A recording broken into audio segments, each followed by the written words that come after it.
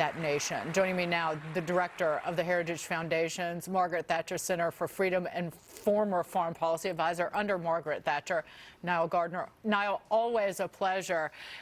He did make us laugh several times listening to that, so we do appreciate, I think, working in the media business, a charismatic leader, and that's a reference to Donald Trump, the president, here as well. What is first on Boris Johnson's agenda? There's a long article in the Wall Street Journal about him, and that it's really, the title of it is, "I don't know what he will do." And again, he's leaving many people guessing across the European continent, but also even in Great Britain and England. So, Niall, what is first on the agenda for Boris Johnson? Well, that's a great question. Thank you very much for having me on the show here from London. And I have to say, a very exciting week here in London. A terrific opening speech from the new Prime Minister, Boris Johnson. I think it's a real breath of fresh air here in London after Theresa May, who was a huge disappointment as Prime Minister. I think Boris Johnson is an optimistic, forward-looking, visionary Prime Minister.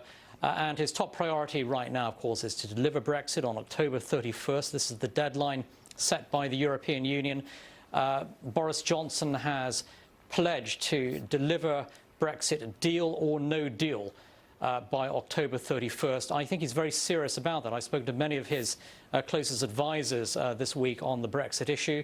And they're all in agreement that Boris Johnson is 100% committed to getting Britain out of the EU on October 31st. That's going to dominate, I think, absolutely everything here in the UK over the coming weeks. And this, after all, is a Prime Minister who actively campaigned for Brexit. In contrast, Theresa May voted against Brexit. She campaigned against Brexit. And she was somebody who never had her heart in Brexit at all. And so with Boris Johnson, you have a PM who has believed in Brexit from day one and who is committed really to advancing a very powerful, strong, robust global Britain, as he calls it, a Britain standing shoulder to shoulder with the United States on the world stage, and standing tall on the world stage as a leader for free markets, for free trade, as a country that will be freed from the shackles of the European Union. And Britain has been tied down now for many, many decades as a member of the EU. Britain will soon be a truly free sovereign nation.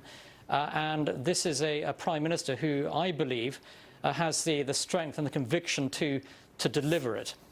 Niall, James Freeman at the Wall Street Journal. Speaking of the U.S. and Europe, his determination to have Brexit and a hard Brexit if necessary, do you expect now a new offer from the EU, or do you think they part ways and the first order of business is a trade deal with the United States?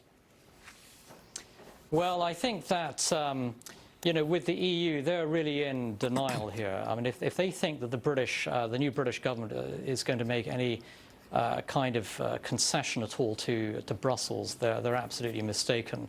The British government is going to be very hard line on Brexit, fully committed to delivering Brexit, and they will be prepared to take Britain out of the EU under a no deal.